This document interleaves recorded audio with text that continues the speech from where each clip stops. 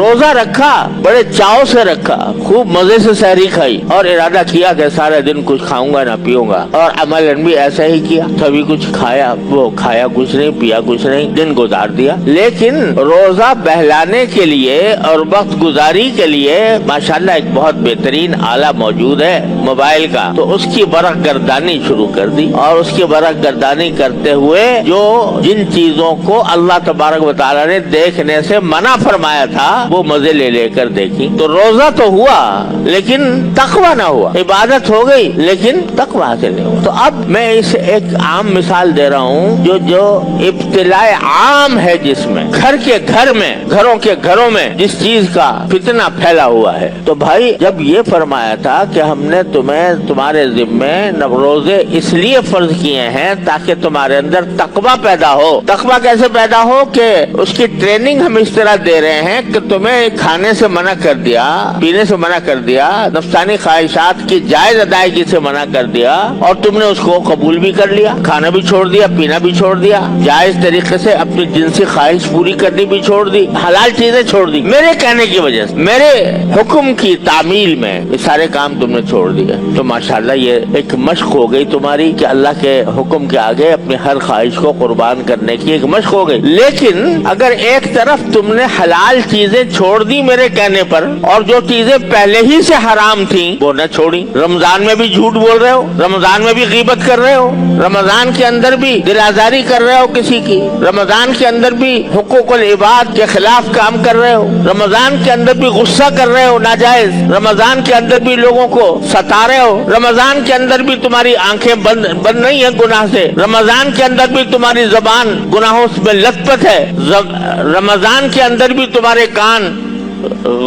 ناجائز چیزیں سن رہے ہیں, غیبت سن رہے ہیں, گانے سن رہے ہیں, موسیقی سن رہے ہیں. کیسا روزہ ہوا یہ؟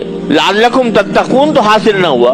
اب یہ ایک بعض گناہ ایسے ہو گئے ہیں, اللہ تعالیٰ اپنے رحمت سے اپنے فضل و کرم سے ہم سب کی حفاظت فرمائے. بعض گناہ ایسے ہو گئے ہیں کہ معمولات زندگی میں داخل ہو گئے ہیں, جیسے پرو دیے گئے ہوں. جب سے یہ موبائل کا فتنہ آیا ہے تو گھر گھر میں, بڑے میں اور بچے میں, بالغ میں اور نابالغ میں یہ وبا پھیلی ہوئی. رکھا اس لیے تھا کہ بھئی تاکہ آسانی سے جب کبھی بات کرنی ہو کسی سے تو بات کروا دیں, کر لیں. سہولتیں بھی بڑی ہے کہ بھئی سہولت, پہلے زمانے میں اگر کسی دور کے ملک میں ٹیلی فون کرنا ہوتا تو گھنٹے تو بک کرانے میں لگتے تھے. آپ لوگوں کو یاد ہو یا نہ ہو, بک کرانے کے پہلے بک کرائی جاتی تھی, ٹرنک کال بک کرائی جاتی تھی. اب بک کرانے کے بعد گھنٹوں انتظار کرنا پڑتا تھا کہ کب کال آئے گی تو میں بات کروں گا. اب صرف ایک انگلی کے ٹچ سے آپ امریکہ بات کر لو, آسٹریلیا کر لو, دنیا کے دور دراز مقامات پہ کر لو. تو یہ سہولت تو بے شک حاصل ہو گئی, لیکن شیطان نے اس سہولت کے ساتھ ایسی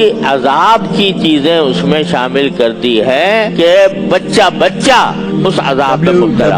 اگر کہو, تاکید کرو کہ بھائی اس کو یا تو سادہ سا موبائل استعمال کر لیا کرو بات چیت کرنے کے لیے, یا اگر بہت ہی ضرورت ہو تو اس کو احتیاط کے ساتھ استعمال کرو, احتیاط کے ساتھ کہ کوئی ناجائز اور حرام چیز اس میں نظر نہ آئے. لیکن مصیبت یہ ہے کہ جب کھولا تو خواہی نہ خواہی, چاہو یا نہ چاہو, کچھ نہ کچھ اس میں ایسی چیز آ جائے گی جو وہ چیز آ جائے گی جس کو حدیث میں ابلیس کے تیروں میں سے ایک تیر کہا گیا. النظر سہم من سہام ابلیس, نگاہ جو ہے وہ ابلیس کے تیروں میں سے ایک تیر ہے. وہ تیر جو پھینکتا ہے ابلیس انسانوں کو گمراہ کرنے کے لیے, غلط راستے پر ڈالنے کے لیے. قرآن کریم میں شیطان کا جو مقولہ مذکور ہے کہ جب شیطان کو رادہ درگاہ کیا گیا تو اس نے ایک تو یہ کہا تھا کہ میں لأغوینہم اجمعین, میں سارے انسانوں کو گمراہ کروں. اس کے لیے جملہ جو قرآن کریم نے نقل فرمایا دوسری جگہ وہ یہ میں یہ کروں گا, وَلَأُضِلَّنَّهُمْ وَلَأُمَنِّيَنَّهُمْ وَلَآمُرَنَّهُمْ, کہ میں ان کو آرزویں دلاؤں گا, خواہشات پیدا کروں کہ یہ کام کر لو بڑا مزہ آئے گا, آرزویں دلاؤں گا, یہ کام کر لینا بڑا مزہ آئے گا. وَلَأُمَنِّيَنَّهُمْ لَأُضِلَّنَّهُمْ, پہلے تو یہ کہا کہ میں ان کو گمراہ کروں گا, صحیح راستے سے ان کو کسی بھی جہاں مجھے موقع ملے گا صحیح راستے سے ان کا راستہ ٹیڑھا کر دوں گا, ہاتھ پکڑ کے ٹیڑھے راستے پہ चलना शुरू कर देंगे और उनको आरज़ुएं दिलाऊंगा, बड़ा मजा आएगा, ये काम कर लो, फिर मौका मिले कि ना मिले, इस तरह की बातें दिल में डालूंगा, आरज़ुएं पैदा करूं। ये बड़े मजे के ख्यालात दिल में पैदा कर दूंगा कि काश ये हो जाए, काश मुझे ये मिल जाए, काश मुझे मिल जाए, काश ये मजा भी मुझे मिल जाए, ये मजा भी मिल जाए, ये मजा भी मिल जाए। तो ये आरज़ुएं पैदा करूंगा उनके दिलों में। ला उमन्नियन्नहुम वला आमुरन्नहुम, और फिर आरज़ुएं पैदा करके उनको हुक्म दूंगा